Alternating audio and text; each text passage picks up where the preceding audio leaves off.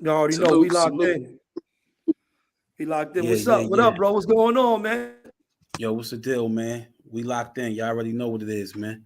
I was just, I know what I forgot to ask. Where that beat at? Oh, yeah, it's always there. We got them, man. You know what I'm saying? We got them, bro. You know, I ain't gonna lie. You know, these topics that we got is so, you know what I'm saying, like detrimental. I ain't even think about, you know what I'm saying? Yeah, Yeah. nah, We definitely. we got so many things, you know what I'm saying, with this Blue Boy, his court update, as well as the guys from Clinton that we spoke to today, and Yeah, everything they going through over there in Clinton. So we got a lot of stuff to unpack to give to the people, to connect on. You know what I'm saying? Yeah, absolutely. Absolutely. Absolutely. Absolutely. So what's up, man? How y'all been, man? Yo, good man. Super Bowl. You know, you know, other activities this week. We had a good last week was like a major week. You know what I'm saying? It was a good week. You know what I'm saying, for the family and for the peoples and stuff. You heard?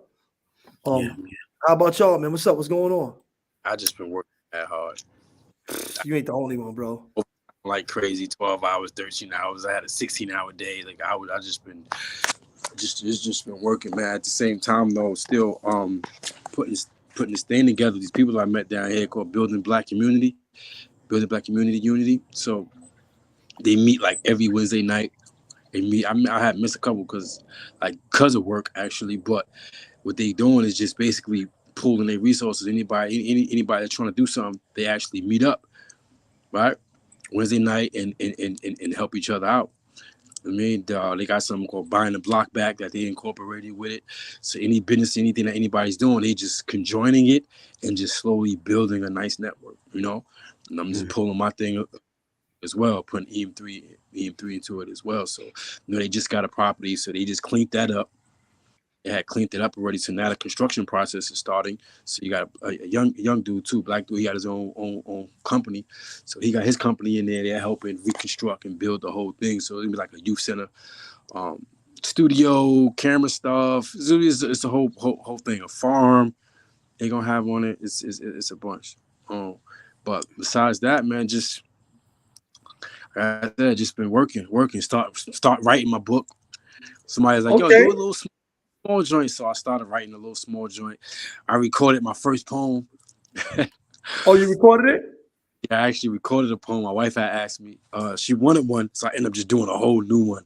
And Man, you actually, be behind. yeah, Me went and to the Moshe got you studio. by years on the poetry, bro. You got to step it up. See, I ain't gotta step it out. I just gotta put it out. My joint fire. I just gotta put it out. Hey, Yeah, put you it remember out. that? Yeah, you remember that poem? Remember that poem we wrote in Shawanga together? Yeah, KK. yes. Now y'all doing collabs when I leave. Y'all want to do poetry collabs when I Yo, leave? yo, that's crazy. That's crazy. We did do a collab, and the funny thing is, I think I still got that in my bin. This no lie. Matter of fact, I'm gonna pull it out one day. I'm gonna Well, go. yo, I'm why gonna you go. ain't send it to me? I'd have put that in the book. Yo, it didn't even dawn It on was me, but Black History. It was for something. it We was had to for do something. But I don't know. event. Me and him just We had collaborated on it or something like that, and we just You'll went. find that, bro. I ain't published this book. I'm about to publish it right now, but find that, bro. I'll throw it in there, bro. yeah. Inshallah, I'm gonna go look for that. I'm gonna go look for that. So everything been good, man. Just like you guys, man. It seems like we don't never have enough time in the day to do Yeah. everything. And I see Sadie B up in the building, man. Shout it out, Sadie B. Everybody that's pulled up, man. We definitely miss you guys. We support you guys, man. Thank y'all for loving us, man, and showing us nothing but support that we locked in. But Word up. everything just been mad busy, man. It's never enough time in the day, between work, business, and school and all that. Family. We got a lot of stuff that we doing family, man. It's just a lot going on. So Yeah. Now the um I'm trying to master the art of being able to do things and truncate things and do them in a short period of time, but being more effective at what I do. So that's what I'm really learning how to do more efficiently and stuff like that. But it's been challenging because there's never enough time in the day, man. But outside of that, man, just being very productive and very busy. That's it. Appreciate you, Daryl Carr. That's right. We here, man. Yeah, man, because it's crazy because the adjustment, and if somebody else was talking, and a lot of times it need to be shared more because that adjustment, when you do so much time in prison and go through that and coming out here and then you're dealing with, you know, bills, family, work, everything, like all those particular things, and juggling the emotions that come with it. Yeah. And it's like it takes a lot, and a lot of times it be those feelings because especially when you're a strong-minded individual, when you want to accomplish a lot and you got a lot laid out. And I know that's how I be feeling. I know my brothers be like that too. Like, we want to accomplish a lot, but it's like, all right, hold up. Can't forget, I'm literally, I had to tell them, like, I'm really literally starting life over from scratch. Yeah. Building account up, putting money up, credit cards, like all of this stuff you're building, whereas a lot of times people take for granted. It's like, all right, trying to put money up, saving for this, building this, and then the new experiences. You know what I'm saying? Being gone for so long, there's a lot of new experiences in life, man, that, you know.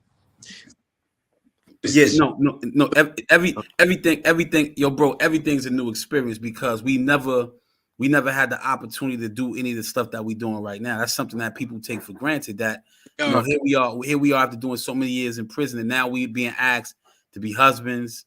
You know what I'm saying? To be leaders of our families, to be businessmen, community leaders. You know, among other things. And we've never had the opportunity to do it, at least on this level. I mean, these are things that we envisioned when we were sent behind the wall. Now we out here, you're in the mix, and it's like, oh shoot. It's sometimes I be wanting to reach out to y'all, but yo, let me tell you, man, these 4 classes they got, this no lie.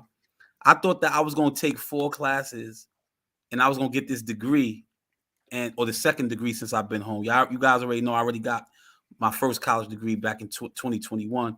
So I thought that getting this bachelor's, you know, just taking these 4 classes would be kind of easy, but it's been challenging because I'm trying to balance the time to do the work. But I'm gonna tell you something, man. You know, all of that time that we spent up in there was invested properly because we now know how to use that time to our advantage. So even though we're not necessarily we don't have the time to sit around in prison like we did, we're out here. So we put all that to use for a reason. So we're out here. We gotta use this time wisely, and I think we've been doing a good job. But let me tell you something. Them 4 classes, bro, is slamming me all over the place. It's the volume of work. They want, yo, you got these professors. This is ridiculous. Yo, man, this guy wants us to write so much. And it's just crazy. So, you know, I got to get up early in the morning, and then I got to basically do a lot of assignments. So that's why I haven't really been able to kind of tap in like that. I've been really, really like just overwhelmed with mad work. But I know you guys are super duper busy because when we are able to communicate with each other, we're able to send each other little messages, and it's a lot right now. But I mean, I'm proud of you guys no matter what, though. One of the other things, though, that happens as well is that, you know, I like that you mentioned that as far as, you know, you taking on those particular roles. And one of the roles is, you know, we still have a duty to those that's behind the wall. And a lot of brothers reach out. And today, I get a call from Ace. I'm saying Jamal call. So, you know, Jamal, his time is Ace. Shout out.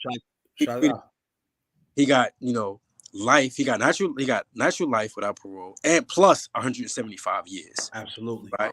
So when you have individuals like that, you know what I'm saying, that goes through a lot within themselves emotionally, but still looking for some hope and something to hold on to stay and be relevant, right?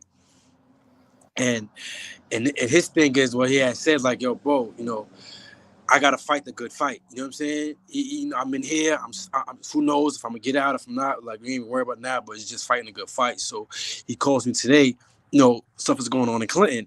And it's always something going on there. But the thing is now that so many of us have left, right, that guys used to come to, and people are looking at guys who've been around us, and he's one of the guys that have been around us. So people are reaching out to him, like, yo, coming to him now. He's even seeing that, like, he has a newfound responsibility now, because it's like, yo, bro, you know KK? Yo, you know Moshe? Yo, you... And dudes coming to him like he said, like, he's an elder. And they want to change the conditions in there, and they don't really know how, bro. And now what they was talking about was how the violence level has went down inside of there, but now in Clinton, it's like the police is just going crazy, right? Going to cell 5 a.m, late at night. You know what I'm saying? Pulling, like, what's the name? Got some of the reports down. Pulling dudes out their cell, beating dudes up. Like, told me they came out their cell one time, and it's like you see your brother dreads on the steps and blood. You know what I'm saying? On the steps, and it's just crazy. You know what I'm saying, like what they're doing to our people. We gonna definitely get into that, because, you know, I'm glad that you brought that up, man. Mikey, I know you could attest to this, but, you know, it's some things we definitely gonna address, because you know, we just can't allow for, you know, the abuse that's going on behind the wall, especially in any of these facilities like Clinton, Comstock, Elmira, Attica, Auburn. You know, we're out here for a reason. And I know Mikey can speak to this, that individuals is reaching out to us, you know, expecting us to kind of like, you know, address some of the issues that's going on inside there. And that's what this platform was designed to do, right? We're here to not only highlight some of the things that we're doing, some of the things that's actually happening in the community that's confronting us as a people overall, but we want to be the voice of those who don't have a voice, right? So there's an opportunity to talk about two very serious issues. The first one being Blue Boy, and the second one being the issues that's going on in Clinton. So thanks for even bringing that up, man. So let's just get right to it, man. I mean, you know, shout it out to Zip with the drip. Let's get to that, right? Let's see, right? You know, like Zip say, let's get to that, right? Let's get to it. That's right. Let's get to it. So let's get right to it, man. So what's up, man? Which I want to get right into the specifics. Yeah. We start with Blue Boy, man, and everything he's going through with his bail. Yeah. The judge, he got a lot of corruption. New York has always been a corrupt state when it came to governmental operation. And I'm not talking about the whole government. I'm just talking about the government of New York. You know, they got their own legislations, they got their own executive branch, they got their own judicial branch. It's always been rife with corruption, bro. And there's nothing new in 2023. This is what Blue Boy is facing. Some of the things. Go ahead, Mo. You want to talk about the bail he was supposed to be having? Yeah. So Blue was supposed to, and I know everybody's probably going to say, hey, how the hell is Blue Boy supposed to be getting bail when he was on parole, right? So, and for those of us that have been in these predicaments before, just because you're in that predicament does not necessarily mean that you still won't have a bail hearing, right? So that's just state that for the record, right? What happens generally is that if you are on parole and they have reason to detain you further, doesn't mean that your bail is rescinded or whatever the case may be like that. It just means that you went through a proper procedure. There's due process to determine whether or not you violated any of the conditions of your parole. You have to have a parole hearing, right? You know, if they determine that there was a violation of any of those conditions, then it still doesn't invalidate a bail, so to speak. It just basically says that they're going to hold you and detain you. And then if you've been accused of any additional charges, they will basically, you know, they will give you an opportunity to defend yourself. Those are your due process rights. Yeah, that's all it is a procedure, because I went through that before. I was on Me too. I was at the time though. But what they do is like they don't want to set bail unless the parole or probation department wants to hold you. So now they have their hearing and be like, all right, nah, he's good. He didn't violate anything. He's good. Boom, boom. Then they can proceed with the bail hearing to go further. I like, all right, we can give him bail. The parole ain't got no issue with him. Probation ain't got no issue with him. We can actually go ahead and have the bail hearing. So that's all that is. Well, what we have, and I'm going to be reading, you know, points that we have listed that you guys both have the same. Go read them. I was about to say. All right, go ahead. Yeah, you were going to do it, Mike? I was going to read it. It didn't make a difference. You know, go ahead, bro. All right, so these are the actual notes from Blue Boy's case and the stuff that happened in his last court appearances. I'm gonna read the notes that we got from that, and then we gonna get into all the funny business and all that stuff surrounding Blue and all. But go ahead, Mike. I'm gonna touch on some of the funny business and we can expound on it. Yeah, copy. All right. The judge on this case, Gregory Carrero, was supposed to entertain a defense bail application on January 25th, 23, part 32 at Blue's last court appearance. The judge failed to review bail based upon the ADA's day before submission of all the discovery material, stating he had not reviewed it. So the judge got the material the day before from the ADA. He should have reviewed it so he could have a hearing for Blue's bail, but he didn't review it. All right, that's number one. And then from that, being that he didn't review it, they put the bail application off until March 29th, 2023, which is Blue Boy's next court appearance. All right.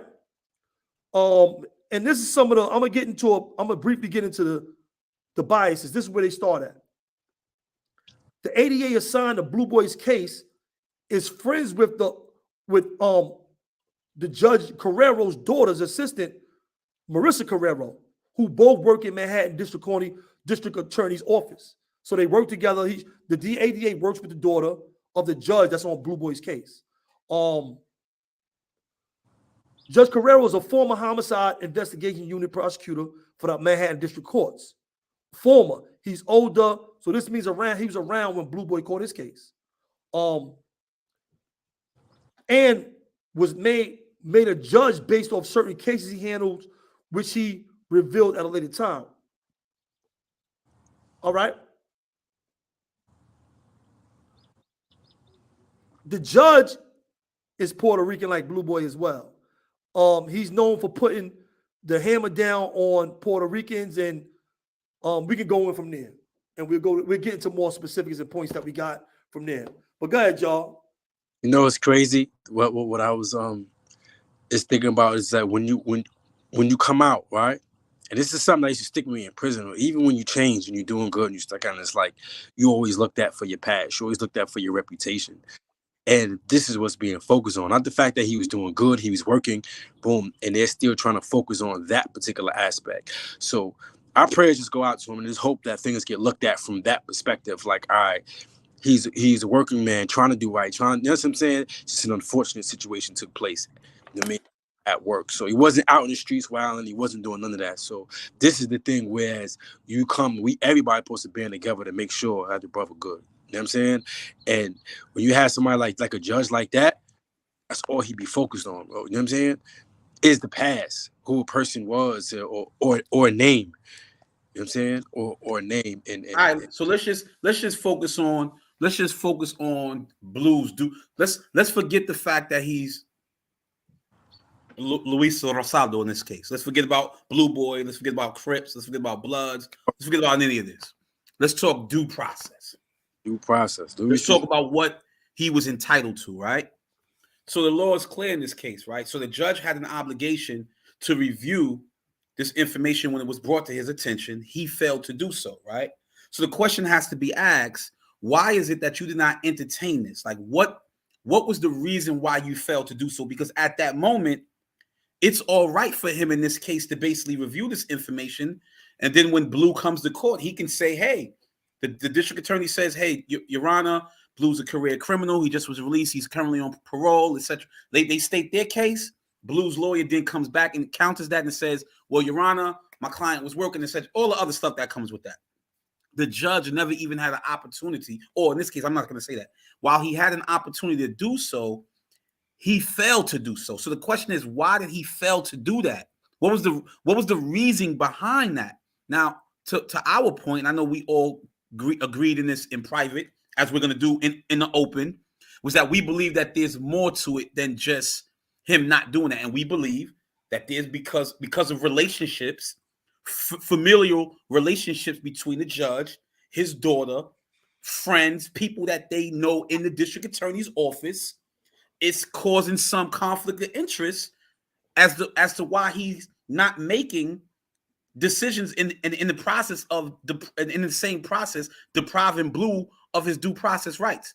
Because could he have said, you know what, I'm not going to do the bail hearing at this moment? Of course he could have said, but there has to be mitigating factors as to why you're not going to do that. What was the reason why he didn't do that? And that's what I think calls into question to me. It's just some funny business going on with that. I just don't appreciate it. We know, you guys, both and I know the high level of corruption in Manhattan County, in all of these counties, as it pertains to the district attorney's office, prosecutor's office, and their relationships with the police department, as well as their relationships with members who sit on the judiciary, right? So there's a lot of corruption going on. There's a lot of palm greasing. There's a lot of funny business going on. And we're seeing this played out in real time. Now again, we're not talking about Blue Boy the person. We're talking about what was he entitled to when he went to his bail hearing. And he was deprived of that. And it's obvious, I believe, why. Pardon me. Go ahead, guys. Okay. I'm good, guy. My whole thing is, I agree with you, totally, Mo. These people, bro, we have bail reform in New York State. Talk about it. We got bail reform, and it was reformed for a reason. This should be cut and dry. I see dudes with all kind of cases home free right now, on parole and all kind of other stuff. So unlike other cases, I see dudes with gun charges, I see dudes with assaults, and they out here on bail. Some of them getting ROR, some of them getting lighter bails. So that is the sentencing change is easy, is evident, and it's set in stone at this point. So this should be really easy. We shouldn't even be hearing about this. We shouldn't even have to come up here and talk about this at this point. And so it's showing an obvious bias because the new bail reform laws are clear. New York has spoken, and as a judge, they don't make the law. All they do is carry out the law. That's all you're here to do. You're not even doing your job because you're not carrying out the law. That man should have had on his last court date on January 25th, he should have knew what his bail was, and we should have that right now. We should be talking about why is he not bailed out, or if he has a parole hold or something else comes up, because you can still get a bail and the parole can hold you for whatever amount of time if they want to hold you, but you still can have a bail. You can have an exact number with a parole hold. All right. And you can I've seen people make their bail and then get a parole hold and got to come back to prison because parole held them afterwards. And I've also seen individuals beat their parole hearings and then get the bail and go home. That's true. So we've seen it on all angles. That's facts. That's facts. So obviously it's a bias. Once you keeping people in there and you set his court date, you didn't set his court date to the next month. You could have said you set his court date 60 days later. Yeah. So automatically now you are sentencing him to 90 days in prison. And by doing that, and you and I both know by doing that, you're giving the prosecutor's office more time to be able to acquire all and build their case. Something together, trying to finagle some extra stuff. And this is or before you move on, KK, or for you to get into more stuff while you're incarcerated. Yeah, so this is one of the things I wanted to say to the people though too, because a lot of times people would say, "Oh, they glad we was on and miss us," and I wanted to just let this be known though too. People was actually going to court for bro and sent a message like, "Yo, like just get this word out there on what's being done, so it won't be no injustice done to him, bro." You know what I'm saying? So we can get some help. So those that's watching, those that's out there, bro, that's like, make sure y'all support, tap in and push it. Let them know, bro. Like this is being done dirty already. Like you could see like the fix already being put in. You know what I'm saying? And he's just trying to make sure we get the word out there to get him some support. Hopefully it fall in the right people's ears, man. You know what I'm saying? And he get a just and fair, you know what I'm saying, trial and hearing, bro. Oh. But right now it seems like it's not gonna be just and fair just from the beginning stages, the beginning of his due process being violated. Like you know what I'm saying? Out of meetings, they kick him out of meetings all the time. Yeah. Yo, down call salute, man. Mayor Adams is playing with bail reform. I mean, like I said, so dealing with that, and just in the middle of all this, because a lot of us have done time, a lot of us are on parole, a lot of us we might have done our time in the past and it's 20 years back or 18 or 10 years or whatever. And we out here living good, righteous lives and, doing what we need to do out here. But we got to be mindful of this type of stuff. We can't put ourselves in these positions, bro. I just want to say that because once you put yourself in the hands of this system, no matter what the laws are, you don't know how you're going to be handled. This is why you got to avoid this stuff at all costs, bro. Yeah. This is why this stuff has to be avoided at all costs, because you could be right as hell. It's innocent people going to jail serving major time all across this nation, bro. Even just crazy. Bro. Even if you just being real in his situation, you just in a job, or you just being real at your job. You know what I'm saying? You just keep something that any one of us probably would have, would have done and been caught up in. I might coming in there acting crazy. But the thing is, where you, like you just said, like where are you going to place yourself? You know what I mean? That old saying just came in. We used to go to parole, people, places, and things. An old thing just popped into my head. Like the people you're around, the places you go, the things that you do is like, it's so very important, bro. So important, bro. So important, bro. Yeah, I want to add on to what Mikey was saying. Like I agree. I'm gonna be honest with you, man. Like, avoiding situations and circumstances can be challenging, especially if you put yourself in certain environments. So to Mikey's point, like, yeah, we do have to be mindful because we're one more charge away from getting life in prison, right? Where that with our past, this is what they want to do. They want us to kind of put ourselves in a precarious situation, and then the next thing it's curtains for you. You dig what I'm saying? So we would be faced with something similar with Blue Boy, because Blue Boy is not the only one with, I saw somebody put it in the chat. It's like a gift and the curse. You're right, it is, but he's not the only one with, a career criminal past. I'm saying? That goes for a lot of us who unfortunately, were entangled in the criminal justice system. Another thing, right, Mo? Before we even move on from that, just from that alone, right? Oman just said it too. Same thing, bro. From our past, I swear to God, bro, I wrote everything I love. I just now told that to somebody today. I was talking to my bro today, and I just told him that same thing today. I said, they get any kind of cuffs on me, they get anything on me, it's like 15 years. And guess what? See, the whole thing is this. What happens when they hold you in prison as opposed to giving you a bail? Why is that worse? Why is that worse? Why is that different? Because the condition that you're under, it makes it more of a chance that they're going to get a guilty plea just for you to go upstate to get out of those conditions, bro. I know people that were fed up at Rikers Island 4 years, 3 years. Parole violator. Yo, he just came from prison, parole violator. This, he was that, and it's crazy because that's the only thing that they go by. You know what I mean? And that's something that used to hurt. That's something that used to hurt me. No matter how much, or no matter how good I was doing, right before I came home, like no matter how good I was doing, it was always, oh yeah, something go down here with the homies or something happen, we come to you. What do you mean you come to me? I'm not involved in that. I'm not doing any of that. You see what I'm doing? I'm not doing any of that. But it was just always that, because they always just person that looked at what was on paper then. You know what I'm saying?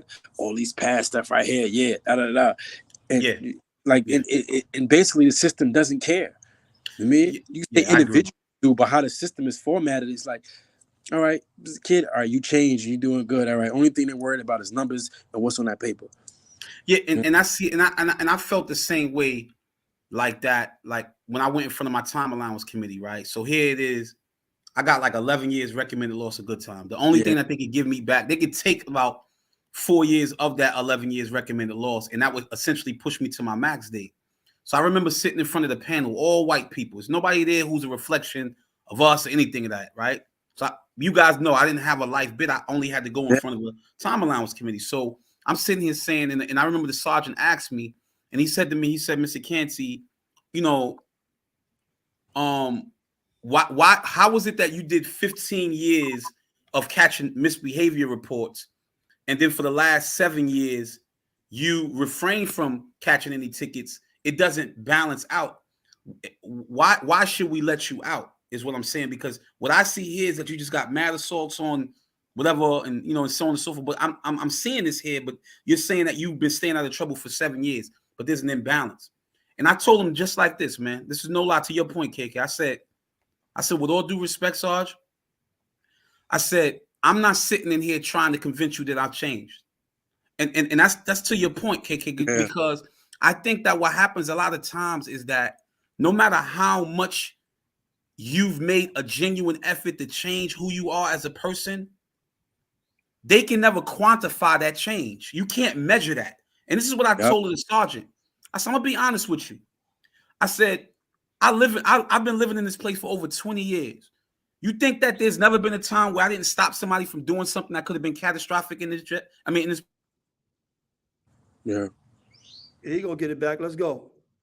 The devil working. You see that? But he ain't gonna stop us. And my advice and my wisdom prevented them from doing that. I said, just because you don't see something on paper don't necessarily mean that it wasn't done. I said, so I can't sit here and try to defend the indefensible. It's just the reality. So my thing, to your point, KK, is that I hate the fact that we always feel like we have to prove ourselves. I'm not doing that no more. Yeah, gone are the days of me trying to prove that I've made some changes in my life, and I'm not proving that no more. You know what's crazy? I ain't doing that no more. If you don't believe I changed, then so what? when I went in front of the parole board, I'm not doing that to no panel of white people no more. I'm not doing that no more because I feel like we as black men and black people in this country, unfortunately, what we got to do is we always got to defend why we ain't the aggressive nigga. Forget all that, man. I ain't doing that. I'm not doing that no more. And you know what that starts with, though, Mo? Not putting ourselves in the conditions, bro. Not letting ourselves be caught up in the plantation. Like I just seen somebody put, not because it's a plantation, it's a slave. You go in there as a slave. It's all about that. Somebody just went to the parole board that's famous. I ain't even gonna go into, we know a lot of people, right? And this man is a business owner, you heard? They told this kid, because he's a younger guy, and he all right, he ain't doing too much in prison. He chilling, you heard? He's doing his time, he ain't getting into nothing, he ain't going to the box. And y'all know him. But anyway, they told this man when he went to the parole board, Joe, they said, what? That ain't no business. Homie's getting millions. You know what I'm saying? This kid is getting millions of dollars, you heard?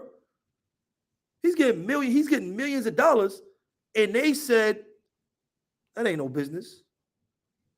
You know what I'm saying? So as long as you are trying to reach their standards as black men, that shit is unreachable.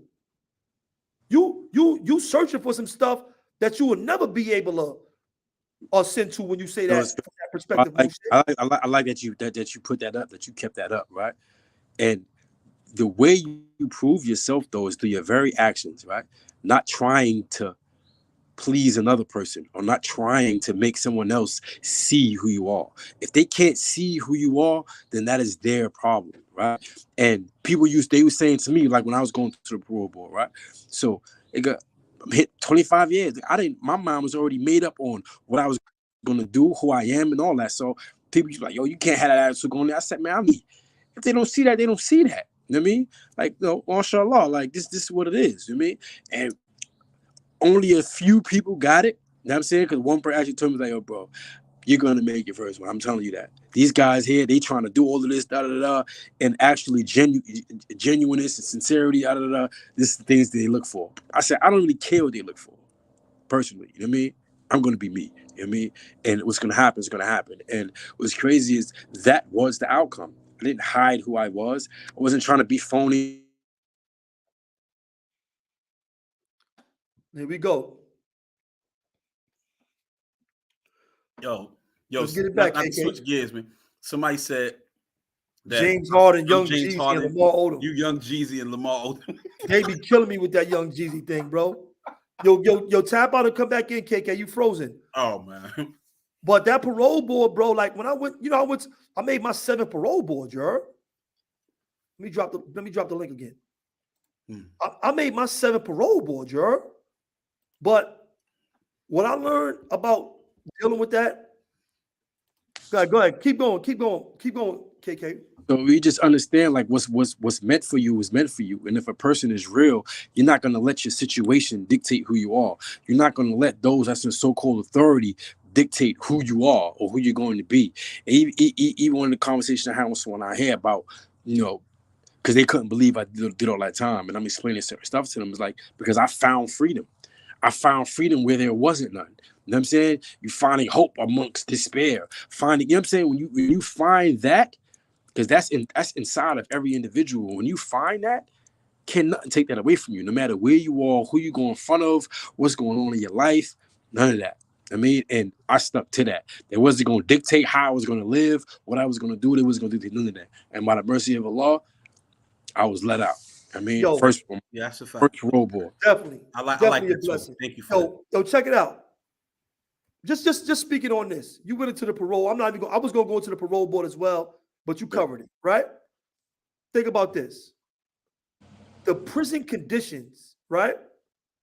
Almost to the time I walked out the door was almost situations of violence that were out of my control. Y'all understand that? Repeat yourself, because you kind of went out real quick, Mikey. In prison conditions, right?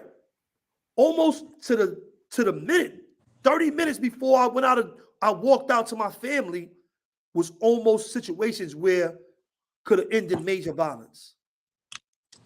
Sometimes in prison, and these parole boards are understanding that somewhat a little bit more now. these conditions is like wolf or prey. Rikers Island, wolf or prey. You see what I'm saying? And we're gonna do a show on this later too. Wow. I'm gonna do a show on Khalif Broda, strictly on Khalif Broda, because he succumbed to what we didn't. You see what I'm saying? Because we were stronger individuals mentally, and we were able to handle the conditions. And some of us handling those conditions in the way the things that we knew early on in our bid were violently. We learned how to handle those conditions better and later in our bid as we wised up and got smarter. Yeah. Right? Right or wrong, though. Yeah. When I walked into prison, only way I knew how to defend myself was with violence. These are the facts. I wasn't really a talker. I wasn't with none of that. You did something to me, I was getting with you. Later on in my bid, when I learned when I matured, right? Learn how to deal with conflict on a level that, didn't contain violence. I was able to handle situations that way. Some, right? Some, because some things are out of your hands because you got violent people. We in the most violent place in America when we are inside of prison. These are the most violent people in the world, or at least in our nation. Is this agreeable? Yeah. No, I agree. I mean, just certain things are out of your control, out of your hands. I mean, no, I agree, and I like that you put it like that, Mike. And I'm gonna be honest with you, right? I think so. My growth was similar to you guys, right? It was just a lot differently. I was forced being in SHU for so many years to kind of like do my own self introspection, and it was like I had a lot of time to think, right? And I'm sitting here thinking about what you're saying, and you're right, because we were so prone to violence that it was like, okay, like what now? And I think many of us are wired differently. When I think about Blue Boy, in this case, he was wired differently because in his case, he comes from a different era where the mentality of a warrior is not different than our era. It's just that he never was able to successfully make that psychological transition to help him make the transition once he got released, right? Whereas for us, we were able to kind of sit down. We went to those classes. We took advantage of these things. We knew what our plan was once we got back out here because we sat in these physical spaces to empower ourselves. And not everybody who we knew who spent an exorbitant amount of time in those SHUs, they took advantage of those opportunities like we did. So it was a little bit different. And so it speaks volumes to how important it is to be able to at some point help address some of those underlying issues before you're even released from that cage, because you might be carrying over.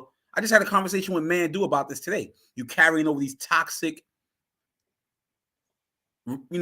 personality traits, things that are counterproductive that you're bringing into your home. Beliefs. You bring it to your relationships. You bring it into the workspace. You bring it to everywhere you go, and you don't even realize how toxic they are. And it's because you haven't addressed them at some point of your journey. And I know for all of us, we're dealing with various levels of trauma and things of that nature and stuff like that we ultimately bring to our communities and stuff like that. But I think that I'm not going to say that that's what the judge in this case factored into Blue Boy's decision as to why he didn't get parole. I think that it's a lot of underlying issues that deal with a lot of corruption. I think these officials are not fair. I think that the system itself is not fair. And again, that's not factoring in any of his criminal history or what have you. But I don't think that he's gonna get a fair shot from the beginning to the end. This is just looking like a railroad one way or another.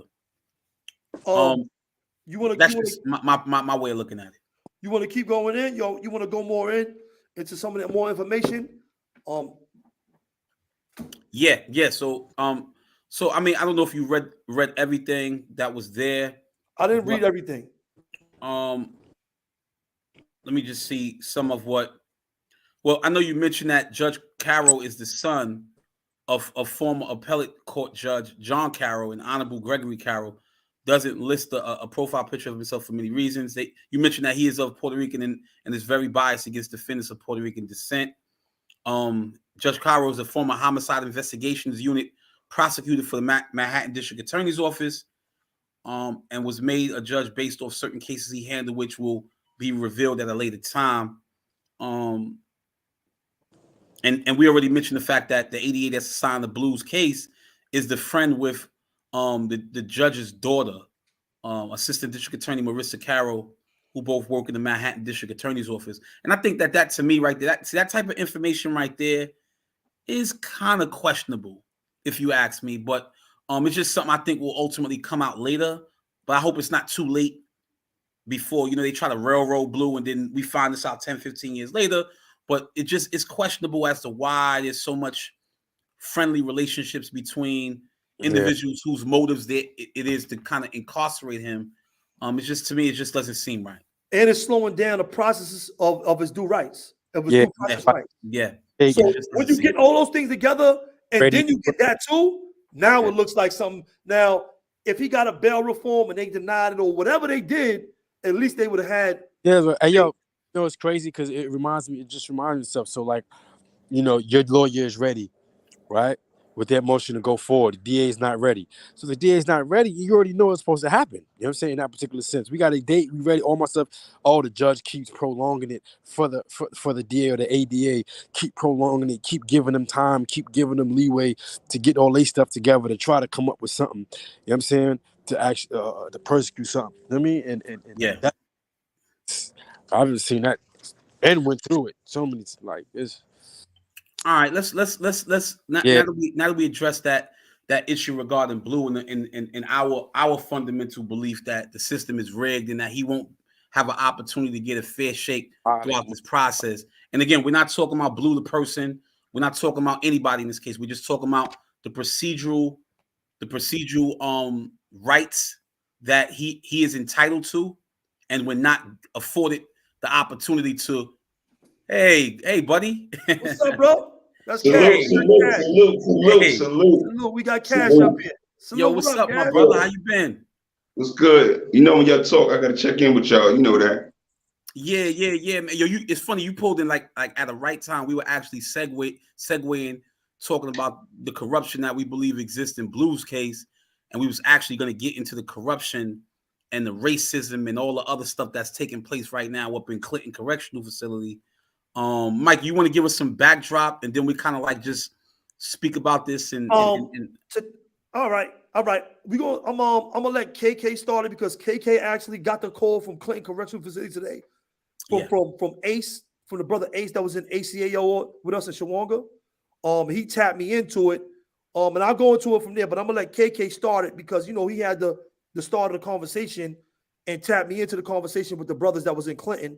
And we'll go from there. Go ahead, KK. KK.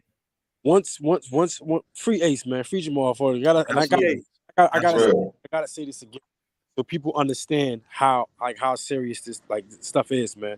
The brother's in there with life plus 175 years, right? So just know just how serious guys is, and he's not in there wilding. He's trying to he's Muslim. He's trying to help brothers out in there, and the condition's been like this in there for a second because he called and. He's looking for they're looking for some help because they're not. One of the things he was stressing is that the brothers are not unified like they're supposed to be, right? You don't have a lot of solid guys like like we were when we were in there. Where these guys here, they're gonna make it happen, and it's like there's so much disunity and so much segregation right now up there that the police are using that to their advantage, and he's hurting. He's telling me, bro, he's damn near in tears, and he came out of cell early in the morning, and they heard somebody get beat up, right, out of police. And when they come out their cell, they seen some pieces of dreads on the steps, and some blood, right?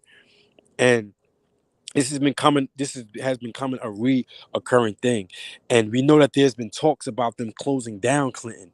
So what it seems like is that they're exacerbating situations. They're just creating situations even more, like running into cell either at night after the count or early in the morning before the count, 5 a.m, whatever. This is what's happening. So when he called, he was like, yo, I really need some help. So I like, yo, bro, my bros is in New York. I said, I'm in Georgia. I only can call some people and boom. But the bros is in New York right now. They on the front line. They did. So that's when I hit Mikey up. When I did that, it was other brothers in the yard that he pulled in on the phone. I'm saying while Mikey was on the phone, I pulled them in to share their particular feelings and what was going on, so it wouldn't just be it ain't just from his eyes. You know what I mean? This is a pain and stuff that's everybody's going through. And brother was like, girl, they're not even, he said, bro, it ain't even wild in here. He said a fight may happen every 2 months or something. Word, Right? that's crazy, Clint. That's ill, you heard? He said the police just got their foot on dude's neck. And then since dudes got their kiosks and the tablets and stuff, he said, bro, they created a lock. And this probably is illegal. They made a lock to put over the keyboard on the kiosk to prevent dudes from using it, bro. Right? So like stop dude, you can't reach out, sending out emails. And it's just ongoing. They ain't got no real programs there or nothing. And everybody's fed up. One of the brothers that got on, he go home, he's saying 100 days or something. And he said, this ain't even really my fight. But he said, I'm going home. He said, but I'm so hurt and affected by what's going on. He said, I gotta do something. I got to. So they're looking for whatever resources that we have out here, organizations that they can write, people to tap in with. You know what I'm saying? He said they're gonna start a writing campaign. Mikey, he told me to make sure make sure you send him the information. I Jay paid him while he was on the phone. While we was on the phone talking to him, I Jay paid him, you heard? Send him the JC, like, yo, they're gonna get the writing thing going so they can all start logging the foul play and everything that's going on in there. Because we all been there. I done been there 3 times in that particular spot. And I went there after the escape. So I already know how they are. It's still heavily racist. You know what I'm saying? Still on some nonsense. It's like, you know, we gotta my brothers, bro. So and Mikey, you wanted to speak?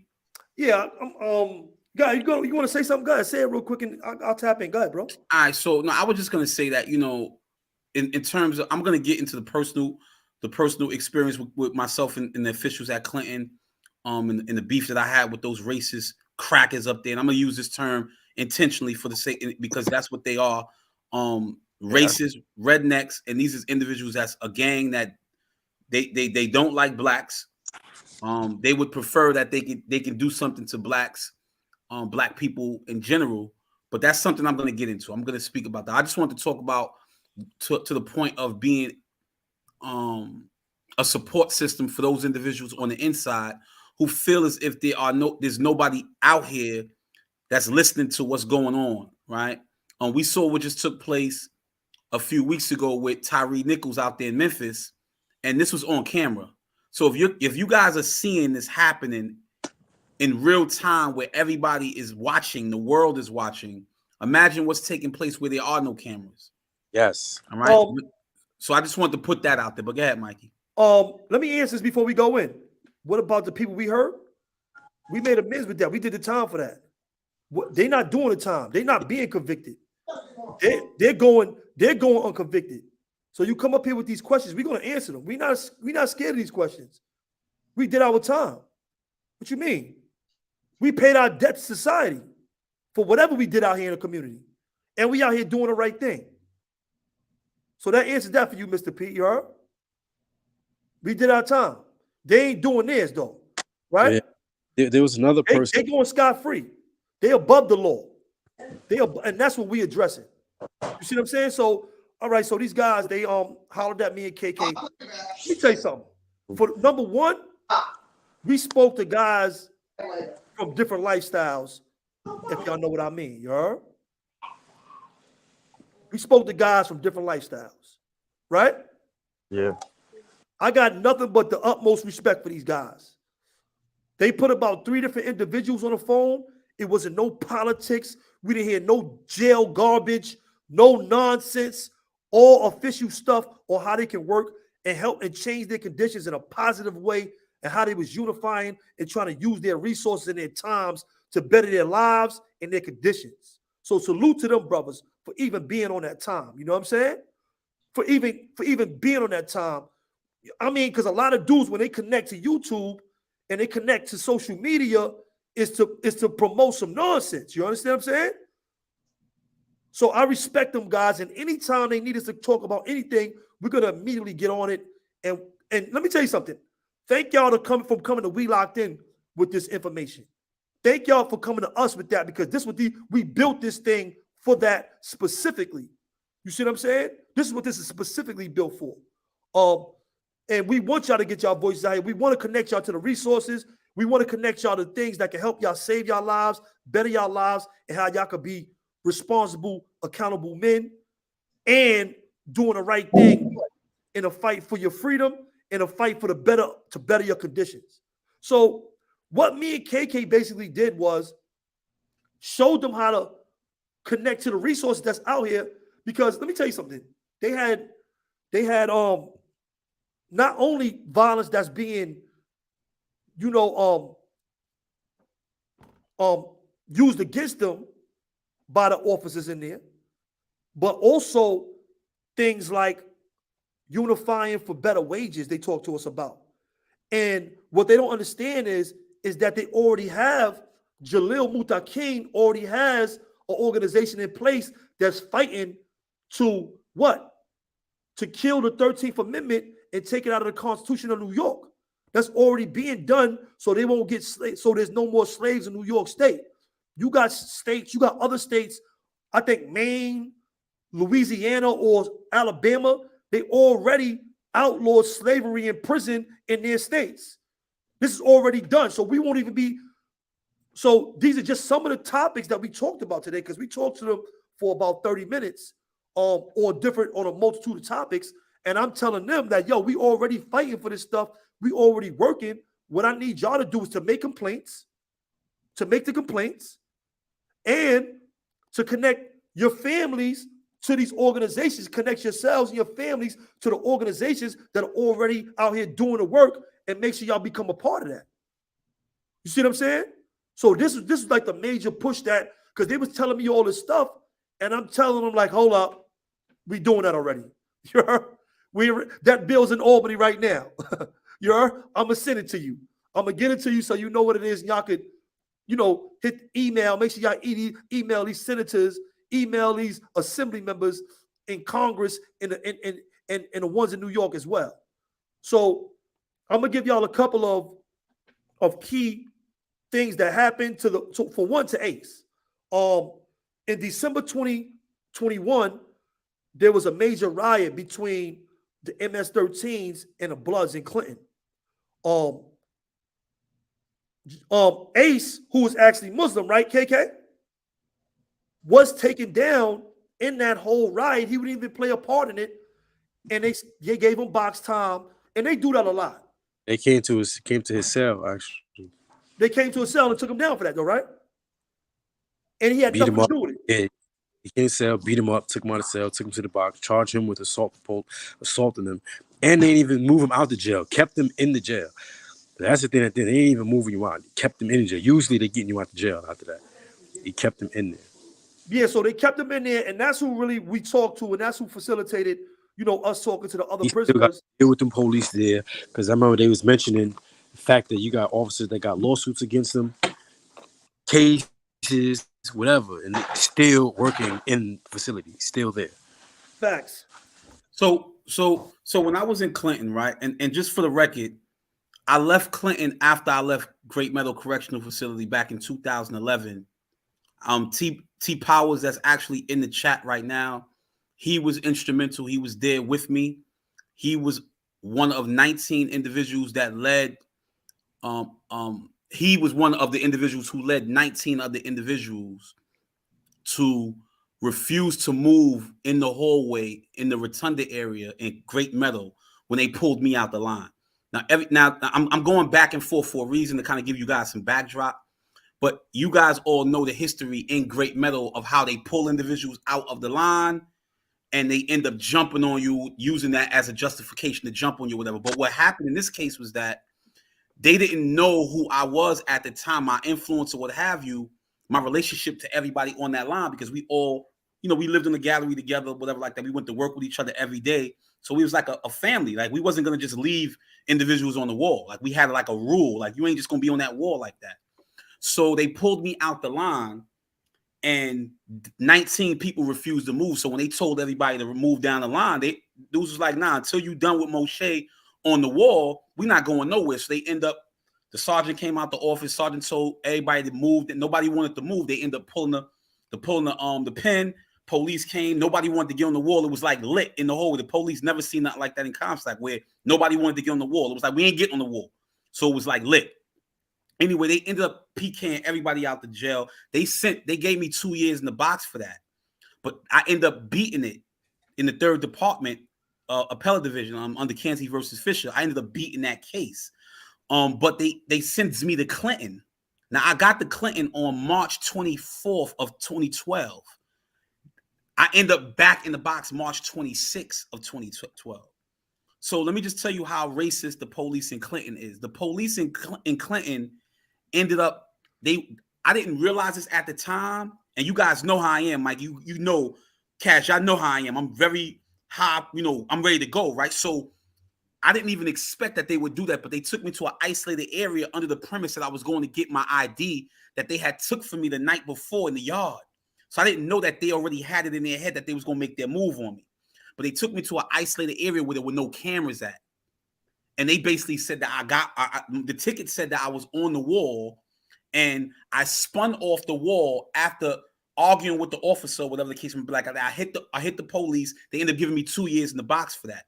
But what really happened was that when I came out the ID room and I went and I made to make that left turn where the visitors at, the sergeant was there with 3 officers. So the guy that was escorting me tried to put me in the chokehold.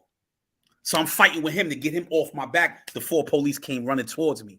So let's just go. I just need to show people how intentional, deliberate, and systematic the abuse is. So when I went to the box now, I'm sitting in the box. They put me in the 3rd cell in the first gallery. I was next door to Bucky Phillips at the time. Bucky was in the 2nd cell, and the 1st cell was empty. So I know how the front of the gallery is. They want to keep you, monitor you, etc. So what I was noticing was that most of the black individuals who were coming up to SHU that who were accused of assaulting officers, their tickets were saying the same thing. There was a similar narrative.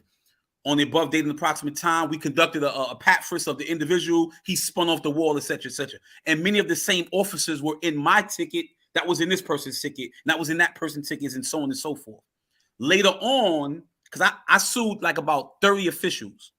I sued not only the authorities in Comstock, but I sued the superintendent all the way down to the officers in Clinton, because my argument was that you guys are running you're using the institution itself as an institution of oppression and abuse, in which black men are being targeted just off the basis of their skin. You dig what I'm saying? Like you individuals is so. This is my beef with them. So I literally was taking 8th Amendment, right? 8th Amendment, huh? 8th Amendment.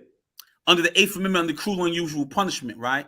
And that was my argument, that these individuals are having a systemic pattern of abuse. So now Bucky Phillips is my neighbor. I'm fighting with the authorities for Bucky's rights. I'm fighting on the right. So I'm getting everybody paperwork that's in the box. Everybody that's in the box, I'm getting all their paperwork, filing the grievances. We making copies of documents and everything. We wilding up there. It's like a law library, Mike. You know how it is up in the box. I'm getting every document. I'm like, oh, that look just like, oh, that's officer there.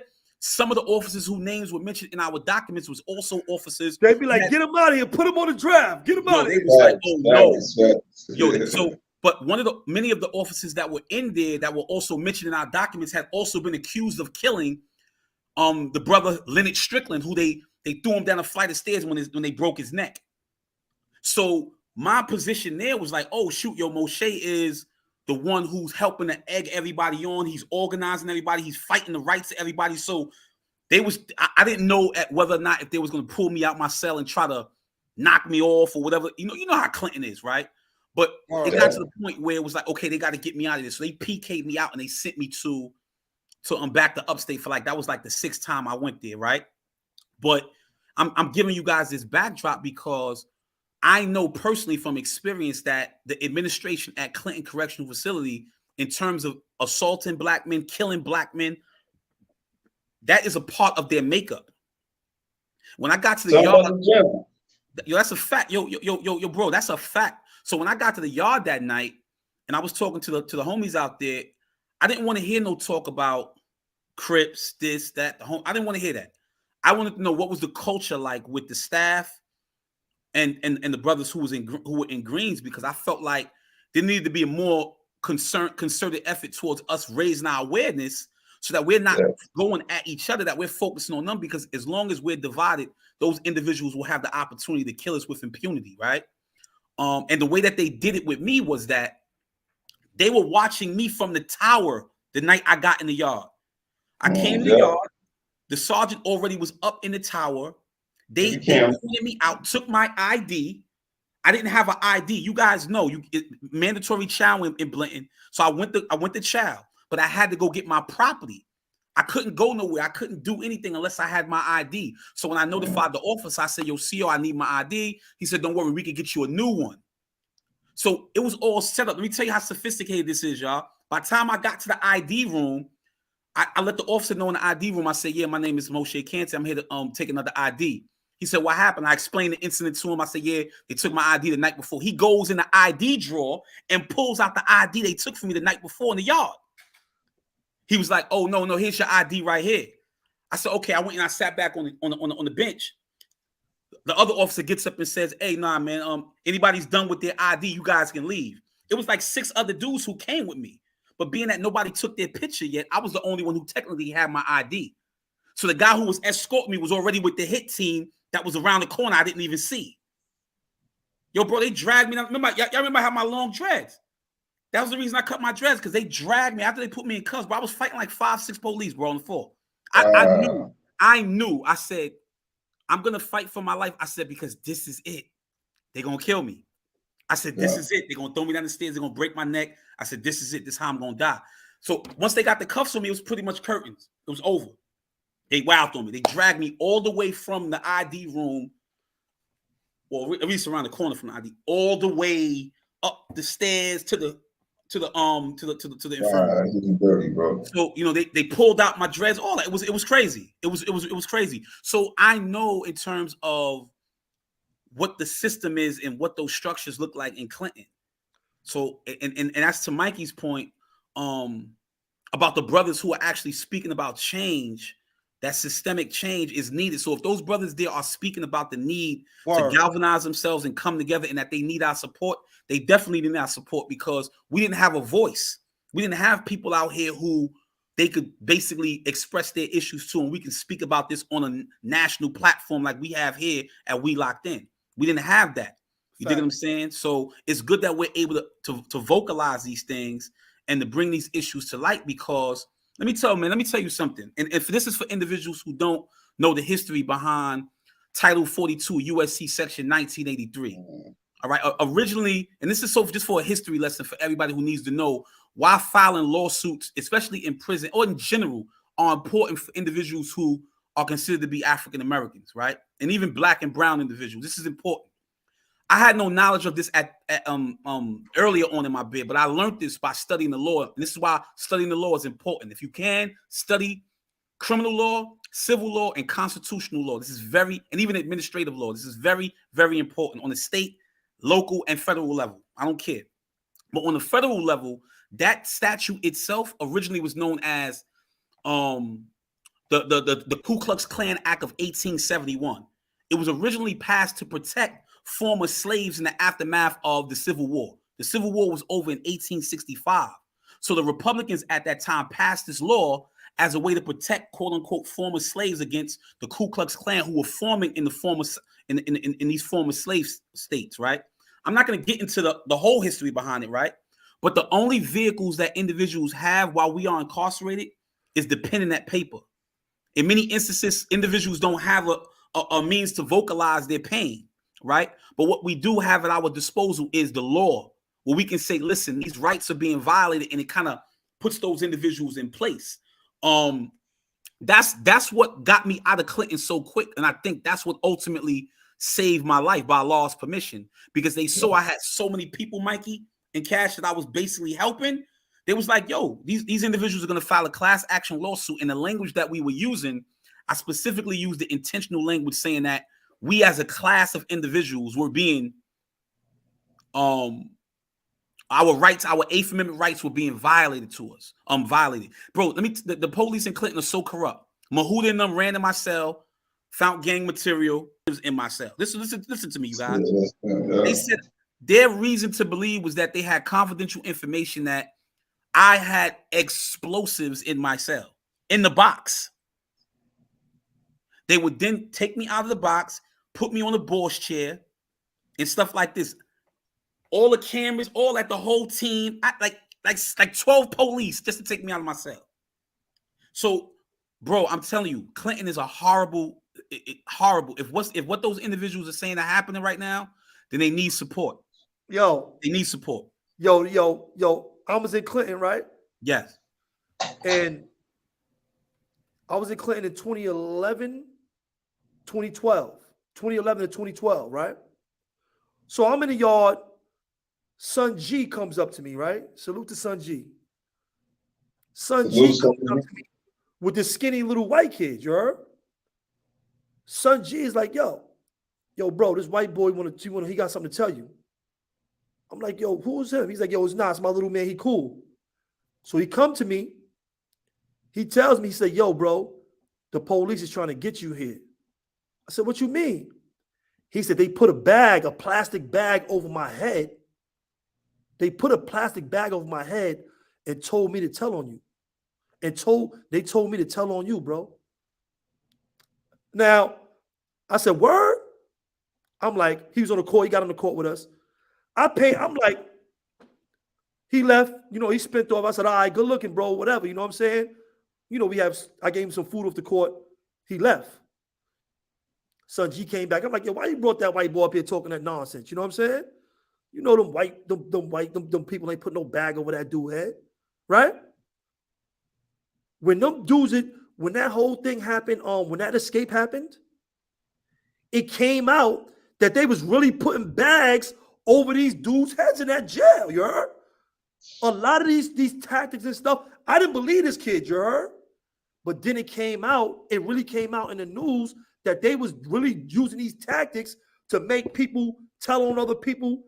I know homies, I know big homies that they try to give knives to go hit dudes. Facts, like, yo, listen, nah, you gotta go to him. You gotta, that whole spot is corrupt, man. That's one of the worst. After Attica, because Attica got cambered out. But Clinton is one of the worst jails. And as soon as you get there, they're going to tell you, as soon as you walk in, if you put your hands on the officer, yeah. As soon as you walk in, they tell everybody. That's the speech. And everybody I notice is a lot of people are related to each other. We talk about nepotism. Oh, yeah. Nepotism is heavy in Clinton Correctional Facility. So even if you had a beef with a sergeant back in 99, his son may be the officer back in 2009. But you got to remember this too. The medical staff, they can knock your eye socket out and then go there and say, yo, ain't nothing wrong with him. Put him back in the cell. You won't even get the proper care because they won't even document it like anything even happened to you. Got no bruises. You could be beat up, bruised up, banged up, and they'll say, nah, he was good. But guess what, Mo? The same thing you went through, these kids are still going through. These guys, these men, they are still going through it. Yeah. And let me tell you the reason why. This is the only reason why I heard this guy got beat up at 5 a.m. a week ago in Clinton. They said he went to the cell. They said he started beefing with the officers over fitted pants. Am I lying, KK? They said over fitted pants, bro. You know them dudes is in there like they got seamstress and people in there making the pants tailor shop. They sit in their pants and they getting their pants fitted, skinny jeans, skinny state greens, you heard? Yeah. And the police don't like that, you heard? They said they ran up in this kid's cell at 5 a.m. in the morning because of fitted jeans. But they made it seem like it was over a CO chick. He was doing some other stuff or something else happened and they went in the cell to take him out. But they did that. They said when they was downstairs beating somebody up at 5 a.m., they was upstairs up top beating somebody else up at 5 a.m. too. Yeah, see, and I think that's why I'm kind of glad I only stayed in Clinton population for less than 2 days because, you guys, I forget all that. I mean, yeah, you know what I'm saying? I'm just thankful that I didn't stay there longer.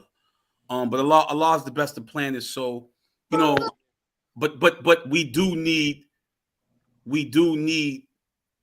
to be in support of Jalil Muntaqim and those individuals of the movements who are pushing for the 13th Amendment to be abolished outright in its totality, as well as continuing to push that these institutions are closed. Because the reality is that while popular opinion would have us think that crime is on the rise, in reality, I just looked at the latest data.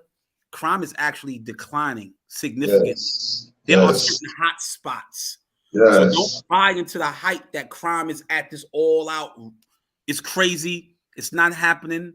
As I just mentioned, I'm doing assignments right now where my task is to look at updated data, to study this data, to see exactly what's happening in the South Jamaica Queens of the world, right? The Brownsville, the Bed-Stuys, the East New Yorks, the Far Rockaways, the Harlems, and the South Bronxes and all that, the Northern Staten Islands. Crime is down, y'all. Hey, don't buy into the hype. But look, now that you speak of crime, right? Understand this. What the brothers are saying, crime is down, and the crimes is down in Clinton.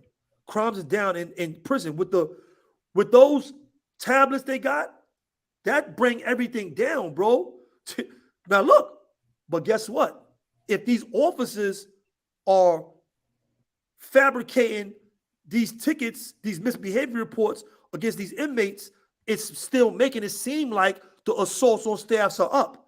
So they come to your cell, they beat you up, they say you assaulted them, and it says, hey, we need more security because these guys are in here beating us up, going crazy on us, and doing all this stuff. So it serves more than one purpose for them to be doing what they're doing, bro. Yeah, you're right about that, Mikey. And that's a great point.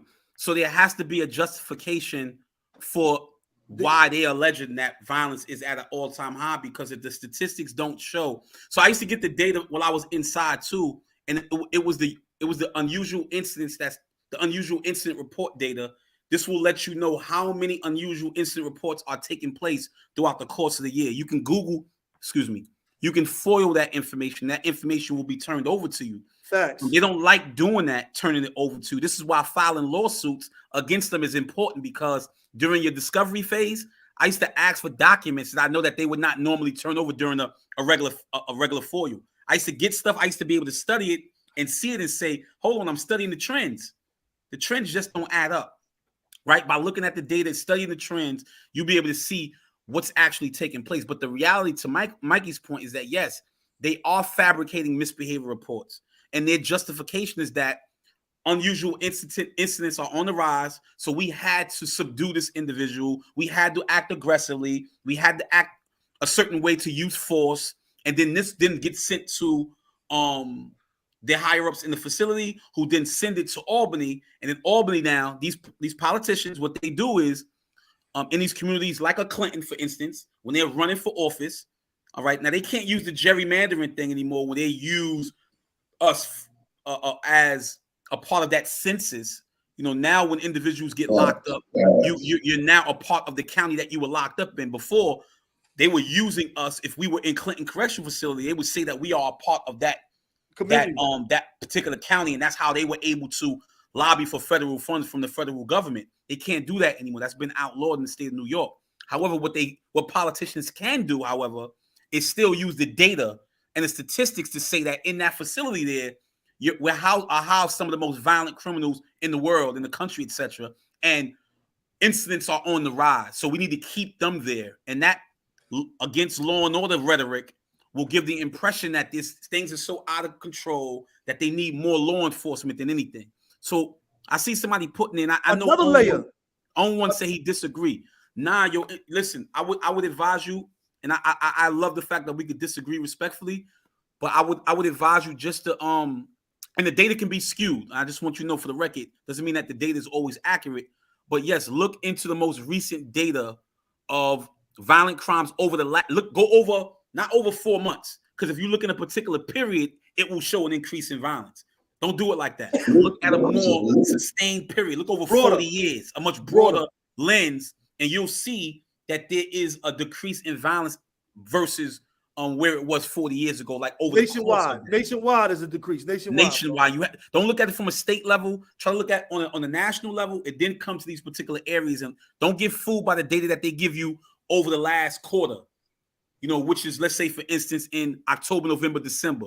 That's only one part that they're giving you, right? Look at the bigger picture, and you'll be able to tell a much deeper story. But yo, y'all tune in to We Locked In, man. I'm Moshe. I'm here with Mikey, KK, our brother Cash, Brim up in the building. My bro, yo, man, what are you doing in the building? Yo, bro, I spoke to you a month ago. I said, yo, man, we need to get up. How you been, man? Yeah, I just been chilling, bro. You hear me trying to get this stuff right. Before I do anything, let me say greetings from my bros, Scar, Lace, La Brim. You hear me? Gotta get my brothers free.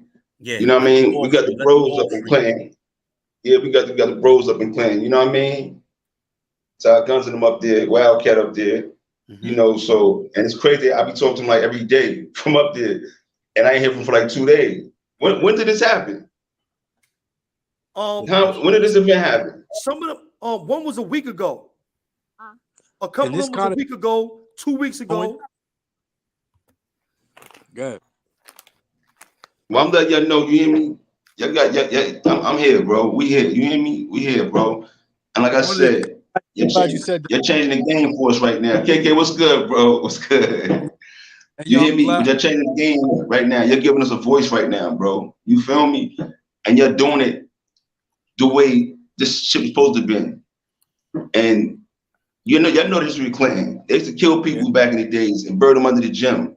If y'all don't, people that don't know that, that's what Clinton should do. That new gym said that Diddy Brim said that as well. That's facts. Yeah, that's a fact. Facts. You know what I'm saying? So I only was there for a week and a half, but Clinton don't play, bro. Like Moshe said, they don't play, bro. They don't play with nobody up there. So when you go up there, you gotta be in your Debo stuff with them, because I'm not saying go up there no violent stuff, but be prepared. You know what I'm saying? Be prepared, because like Moshe said, they good at that. They very good at getting y'all, bro. And them dark places and doing y'all dirty. Yeah. They run the town. The jail is built. They built around. He said the father, the son, everybody working there, yo.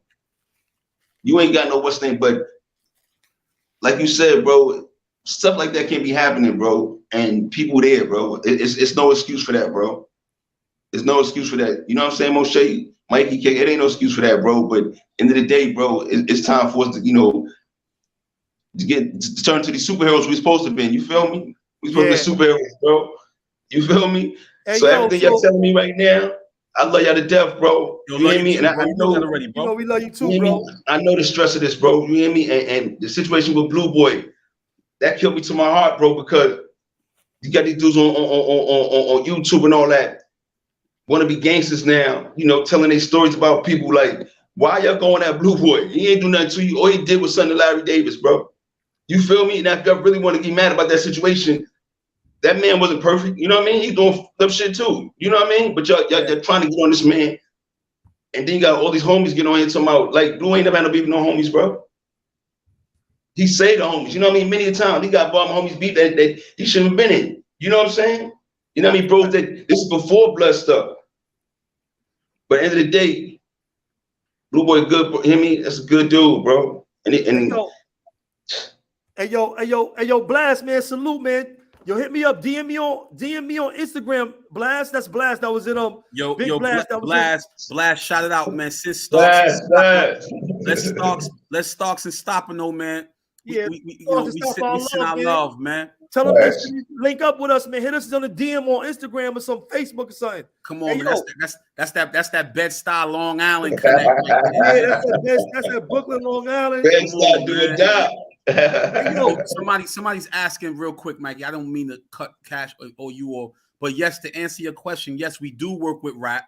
Yes, RAP is one of the organizations that Mikey, KK, and I, we all work with. Yes, and yes, because we want to get we want them to release, and we demand the release of so-called aging prisoners, individuals who are considered to be beyond a certain age because they no longer pose a threat, all right, to the status quo or their communities, etc. Right. So yeah, we are affiliated and associated with RAP. No question about that. To answer your question. Yo, Cash, me and Cash got a special relationship, you heard? Absolutely. You heard, absolutely. But you know, me and Cash got a really special relationship, right? Absolutely. You know what that is, right, KK? For real. You know what that is, right, KK? Your little cousin is driving me crazy. Cash is one of the brothers that bring me home to blood. Cash bring me home. Yo, listen, between Robo between Robo, I ain't gonna say the other person because he don't be on the internet like that, but he from Queens with dreads. That's why they the ones that's who brought me. Yo, he my guy. I ain't seen him in like 20 years, but he's my guy. You know what I'm talking about. He's my guy. But between them, he's my guy. It was a Queens connection, but that Cash is the one that brung young Mikey B home. Wow. Word up. Yo, if he'd have waited long, he would have been hat. If he'd have waited long, he would have been hat. Yo, I'm not gonna lie. Okay, he would have been hat. You hear me? Like, yo, he was a poster child for us. You feel me? yo, I ain't gonna lie. Yo, I ain't gonna lie, man. When I see this group, man, right here, especially you, Cash, you know, I be so happy to see that you're still breathing amongst us, man. Because you was freaking wild. People don't realize that. You know what I'm saying? Like, you know, even Mikey, man. But you know, just the whole. I'm glad that Allah has still preserved us, and we're out here. So you're right.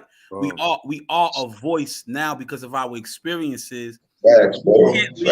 Can't leave people behind who still are struggling, fighting, going through what they fighting on the inside. We know what that looks like. We know what that smells like.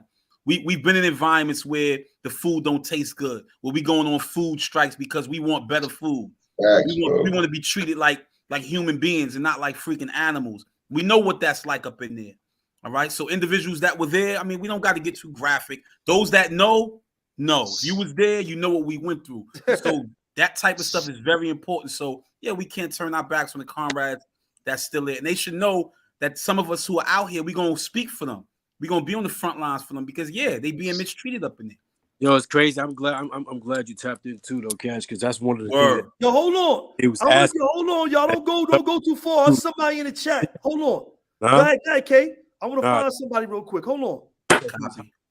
That's Yo, enough. Let me share something real quick, y'all. Yo, Serge Saladina. Serge Saldana. Serge Saldana. I know Jose. Yo, check it out. The Jose Saldana. That's your father? Who that with Mikey B right there? That's your pops? You know we don't play.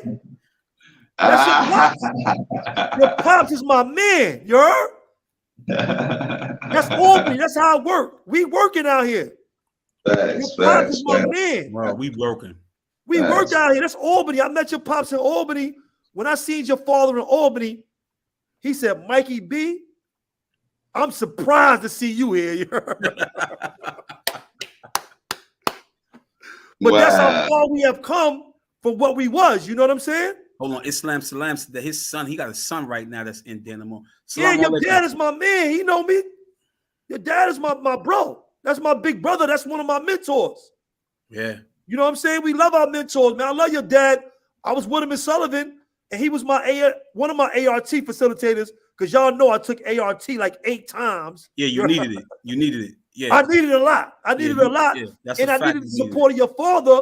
So seeing him up there and working with him, you know, it was a big thing for me. It was a blessing.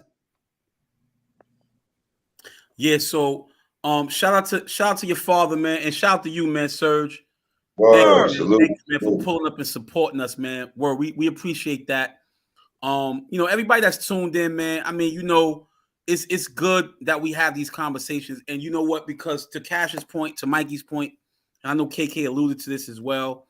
I remember feeling like at some point, and this is no knock on anybody in particular, but I used to be feeling like damn, man, I wish that there were like vehicles out here that we can kind of reach out to when I felt like I was freaking alone in that cell, right? Because everybody knows we have our own thoughts in that cell when you in there alone. I remember being in Elmira box and they ad seg me, man. That was like being ad seg is different than going to the box because you don't know when you coming out. They just holding you there indefinitely. They don't got no date for you. You know, everybody around you leaving. So yo, I leave in 2 months. Yo, I leave in 1 month. I leave next week. And you sitting there, you like, I don't know if I'm gonna leave in 5 weeks, 5 months, 5 years, or I don't know what's gonna happen. So it played a lot of psychological games with you. And I always thought, you know, I would have loved to have people out here who was gonna continuously keep. That's right, free Amin, who's gonna continue to keep. Free Amin. That's a fact. Free Amin, fact. And to keep our fight alive. And that's very important, man. We don't never want to feel like people don't have a voice because people are being mistreated in there. I mean, we've seen people, or we know people who have been killed on the inside. We know of individuals who have been starved out. Police walking by, people cell with the food, saying you can't eat today. We've seen that. We've seen, individuals opening all the windows on the gallery and you ain't getting no showers. And, we've been through that type of stuff before. So when individuals on the inside start talking about these are some of the injustices that they're faced with, it's our moral obligation to stand by their side to say we're not going to allow for this mistreatment to go, without at least speaking about it and then holding those individuals accountable if need be. So yeah, definitely. No question about that. I mean, this. Go ahead, Kay.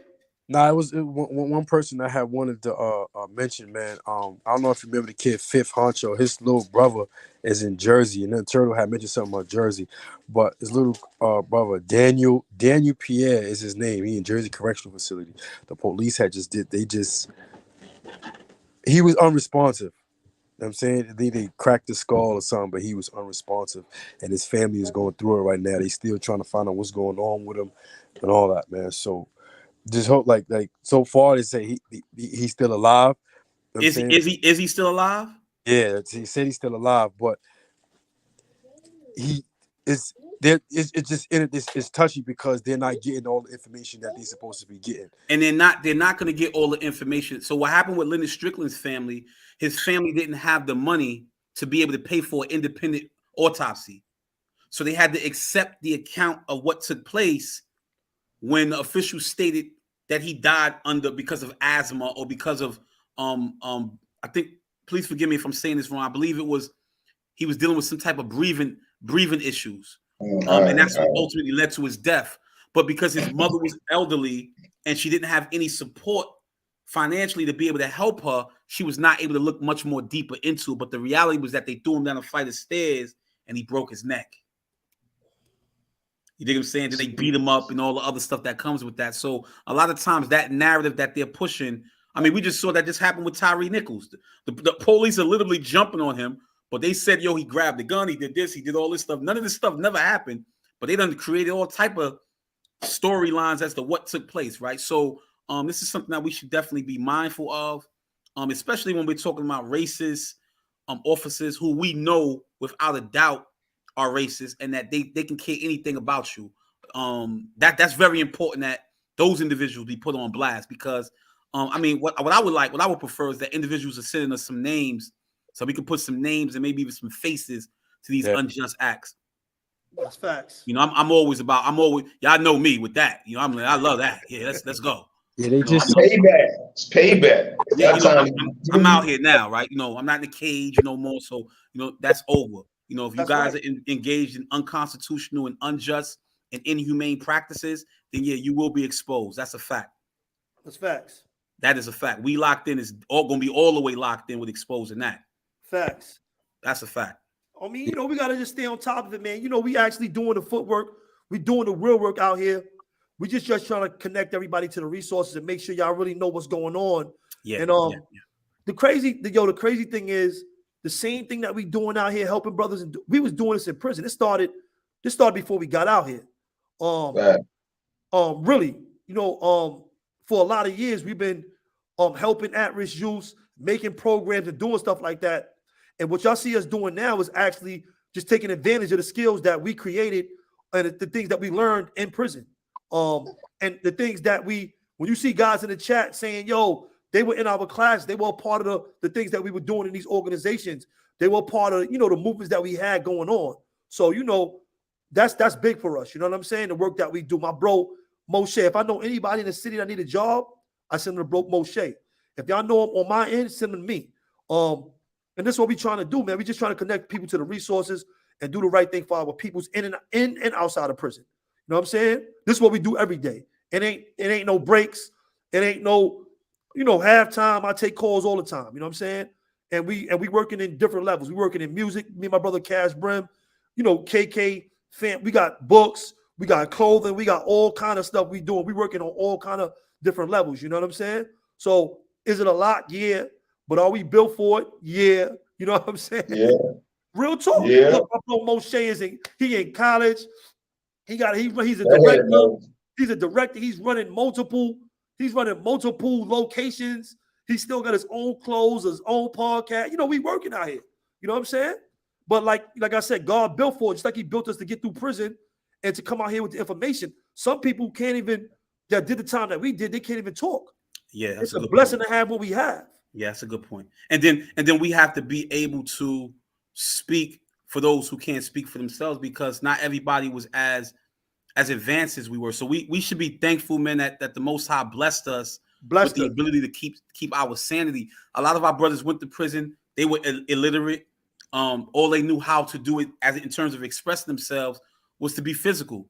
And not everybody was able to learn along the way like we were able to learn. You know, a book for them was challenging for them. So if they spent 15, 20, 25 years in the box and they didn't know how to read like that, you know, that stunts your growth. You can't speak to that if you don't know what that's like. You know what I'm saying? So I think for us, we were fortunate to have the cashes around us, and you know, we was holding each other to a different standard, man. And Facts. brothers that really care for you, the Shock Wells and the Soul Bees, and you know, individuals. You can say what you want about the imperfection of these Frank individuals, Whites. but, you know, yeah, you know, but these individuals, they held us to a standard where it was like, nah, you're gonna read today, you're gonna study today, you're gonna uplift yourself, you're gonna do some push-ups, but at the same time, you're gonna come to the yard, you're gonna give an essay, a verbal essay on a chapter you read last night.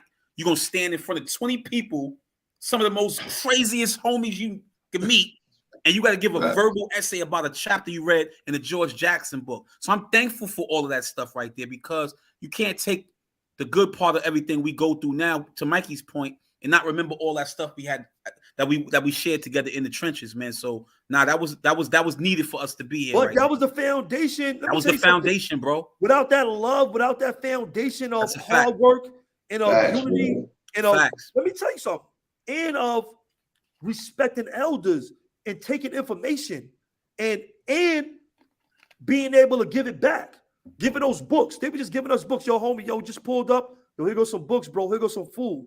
Here goes some mental food. Here goes some physical food. Those things are the things that made us who we are and changed the trajectory of our bid to what we were able to do with the time at the end. Facts. Real talk, bro. We would never be able to make them transitions without that information. I didn't go to prison with a GED. I wasn't dumb. I wasn't illiterate. I could read, but I didn't have a GED. I got all that education in prison, but it started with the foundation of us being in a box and getting information from each other and writing essays. Yeah. But dudes wasn't even going. Dudes didn't even have GEDs when we was doing that. That's a fact. No, that's a fact. You know what I'm saying? So you see, they're making me think about just all that extra work, real work that was actually put in, man. How so many of our brothers were just lost, and even though we was doing other stuff, we still was trying to make sure that they was all right, no matter what. We still were trying to educate them, make sure they learned something. I mean, you come in, you ain't got a job. What? You ain't got your what? You ain't got a GED, yo, bro. Come on, let's go. You know what I'm saying? Like you're not. It's like it's just little things like that, because some of the, like you said, the things that was instilled with us when you go into as far as banging is concerned. I mean, a lot of people didn't even really understand that. Like our ideology on 110%, only 10% of it was physical. So that mean a whole 100 was based on what was going on in here. You know what I'm saying? And in your heart, how you treated people. I mean, your characteristics, respect you had for others, like you just said. And this is the thing that separates people, and we have to get back to actually that, bro. Really work on building good character, man, because that's wealth. That's what makes a solid man. That's what makes a solid individual, a solid woman, period. You know what I'm saying? And you know what's amazing about us, though? Good point. That's our passion. So anything that we do, we excel at it. We had passion. So when we was amongst that garbage, the nonsense, we did a lot of nonsense. But right now, that's like my job. I could just take clients that come in, right? I run a fatherhood program. I run a reentry program for guys. If I'm driving down in a car and I see a dude Thursday, I'm going to work. I go to work at 8:30. I see a father walking with his son on his shoulders, little kid, he about 1 year old. I stop. pull up. Hey, yo, bro, that's your son? Yeah, this is my son. This is my jit. He's from Florida. Yeah, this is my little jit right here. I said, oh, that's your jit? I said, yo, we run a fatherhood program, and we got resources for you over here. We got Pampers, we got hygiene products, we got wipes, and we got a fatherhood program. We feed you. You know, we feed you and your child. We got child care. We got babysitters. We got the whole nine. He said, for real? I said, yeah, just come to my office. My office is right up here up the block. Like 2 hours later, he came to my office. When he came to my office, he told me that he needed a job, right? This happened on Thursday. This happened on Thursday. So when he came to my office, he told me he needed a job. We applied for his job right there. I just met him 2 hours ago. We applied for his job right there. They hit him on his phone because I got all the connections with the jobs. They hit him on his phone right there. He called me later that night. Matter of fact, he called me the next morning.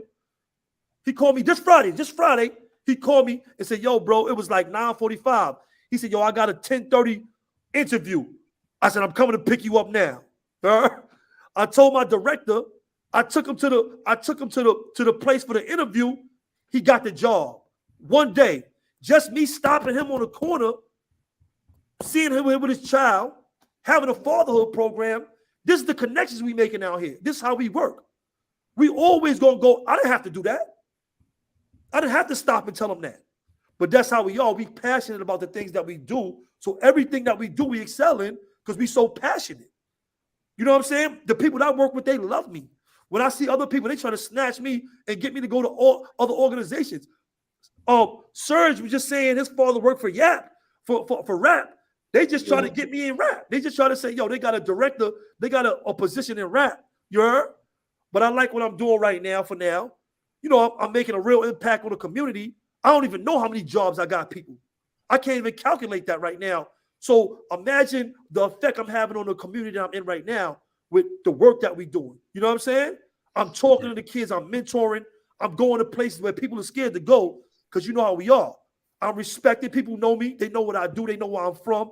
And I make sure I'm passing out my card, my business cards. I'm connecting with the community, bro. And this is what because we passionate, bro. So we always going to excel. And, you know, we blessed. We blessed to have all the things that we got, bro. You know what I'm saying? And that's why we always excel, bro. Real talk.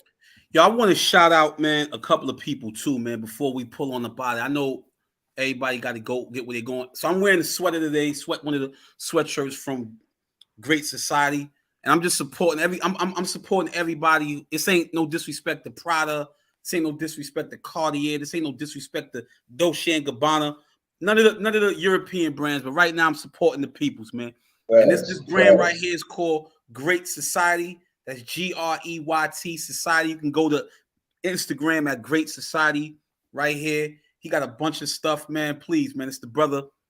He's literally tapped in. That's all he does. He sell hats, hoodies, socks, this, that, whatever, sweatsuits.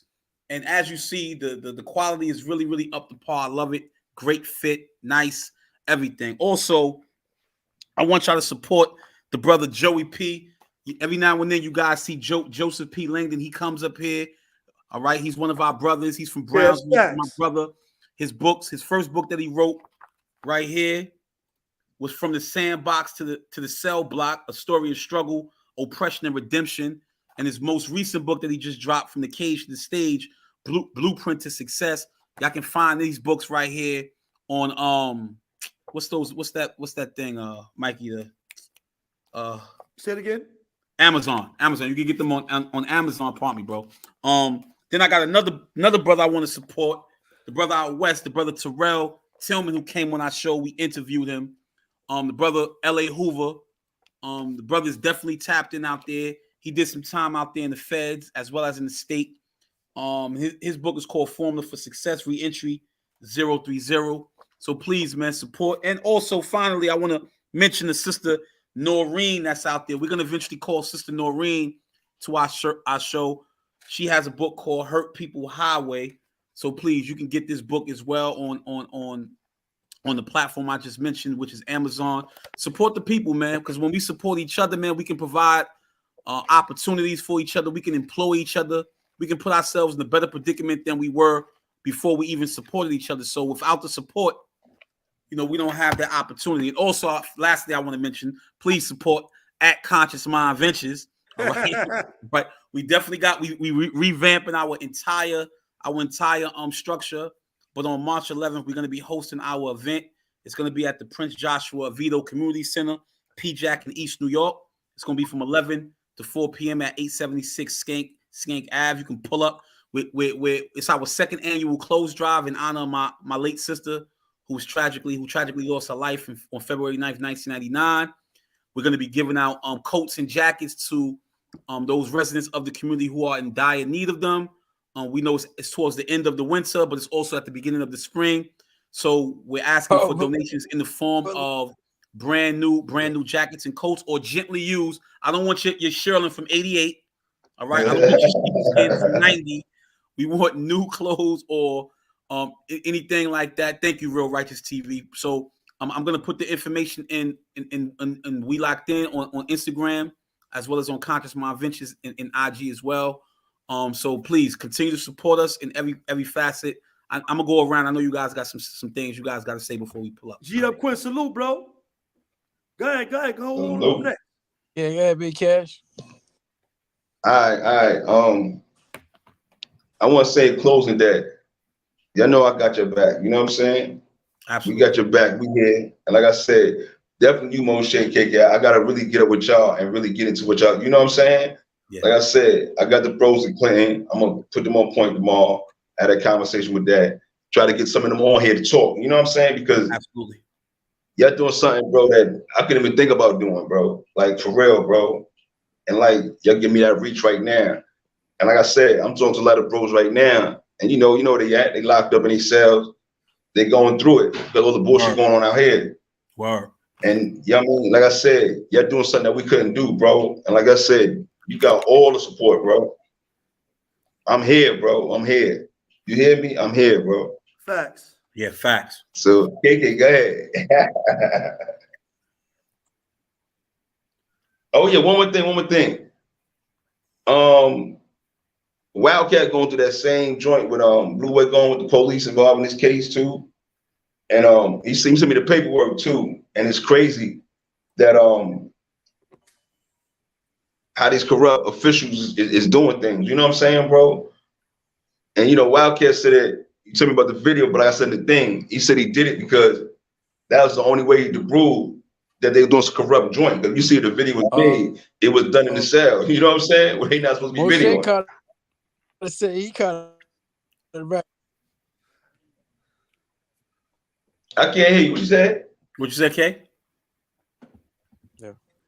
He freezing. Now he just shit, man. Everything that was like ain't really nothing to say, man. I just ready to get to the work, man. You know what I mean? Hey. Just support, subscribe, share, do that, man. Get this thing up and please, man. You got resources, whatever, man. Pull up, holler at the people, man. That's it. Build and actually do stuff, man. Because I was telling them, I've been so busy working. I mean, I haven't even got to that particular point to really go after everything that I want to do. You know what I'm saying? Right now, they're just being built. That's because of just trying to take care of home, trying to take care of family. So just working, but the work need to be put in, man. And just like you said, when we tap in with each other, we create resources for each other, we create opportunities for each other, and that's the way we go, bro. Because we all we got, man. You know what I'm saying? When we know we got real individuals around us, this is the people that we stick to. This is the people that we move forward for. I mean, so this. Where them hood love KK? Where them hood love skull caps at? They asking Mikey. I got them. Yo, you only gotta do the only one wearing them. Where they at? Where they at? Whoa, right. I want mine. I want one now. I want mine too. I got hood love skull caps, man. I got them for the low. You know what I'm saying? Hit me up. Hit me up on Instagram. Mikey B is free. You know what I'm saying? DM me. We got them, bro. You know what I'm saying? Cash out a couple dollars. Send me an address. Y'all get it. You know what I'm saying? You see, brothers got them already. There's a few of them running around. I got skull caps. I got shirts. I got hats. I got all that. You know what I'm saying? I got baseball caps. I got dad hats. No matter what y'all want, let me know the colors, and I get it, and I get it to you. You know what I'm saying? Just hit me up on EM3 Joyce is coming soon. Hit me up on Instagram. You heard on one? Just hit me up on Instagram, and I get it to you. I get you the info. Yo, all I want to do is say to everybody out there, man, is that, you know, in regards to what we were speaking about today, we was talking about Blue Boy. We were also talking about Clinton, but on a much deeper level, it's just being here for each other. I think that's important. I think there's ample opportunity for us to be able to come together, but there's always another reason for us to kind of be divided. So I always like to say, man, if you can treat somebody with a level of respect and dignity today, then do so. Because you never know, that person might be the one that can help you tomorrow. You dig what I'm saying? So if it's anything you learn from We Locked In, and these discussions that we've been having is listen, you know, always treat the next person with dignity and respect. Because you never know, man, if that person might be the next person you may need to assist you, man. Let me show him this real quick, Mo. Copy. Yo, we got this, me, Mo, it's a bunch of brothers. This is my new book. This is about to drop right now. Y'all see it. The cover and everything is done. Y'all should have that by next month. It's called Songs of the Condemned. It's poetry from me and Moshe, Baby Jim we got in there. Noble Essence. We got Noble Essence in there. We got a few people in there, bro. I want to tap into this. You know what I'm saying? You got my bro Twin from Woodside in there. We got a lot of stuff in there. I got essays in there. We got poetry in there. We got a lot of words of wisdom in there. So that'll be out. We're gonna have that out for y'all next month. You know what I'm saying? God willing. You know what I mean? We had that out for y'all next month. And y'all be able to tap into that. You know, we got a lot of different stuff. We all got books. You know, we got a lot of different stuff. But you know, we've been paying attention to a lot of different things, just getting our mind right in a lot of different areas. So I wasn't able to publish a lot of the books that I got, but I'm definitely getting into it now. You know what I'm saying? Absolutely. So Songs of the Condemned by Mikey B. That's gonna be coming shortly. And like I said, you know, it's a anthology because you know it's a bunch of different authors in there. So you know, make sure y'all tap in with that. You know what I mean? Please support. Please. I got some music from Hood Love coming y'all way. I got some more stuff I'm working on. Right now I'm in the lab. I got some more stuff. Me and Cash got some stuff coming. I got a lot of different music coming. So you know, y'all look forward to that as well. You know what I mean? And you know, we here. We got a bunch of content for you. We gonna be here. We gonna tap in with the great stuff. You know what I mean? But go ahead, Mo. Yo, man, listen. We definitely appreciate the support from everybody, man.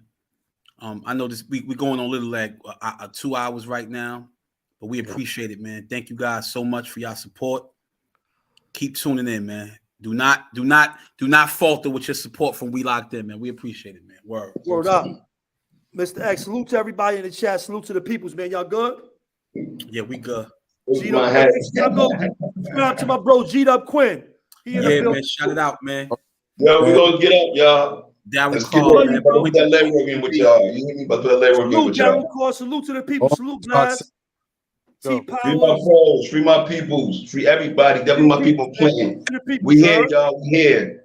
We here, y'all. Peace. Peace.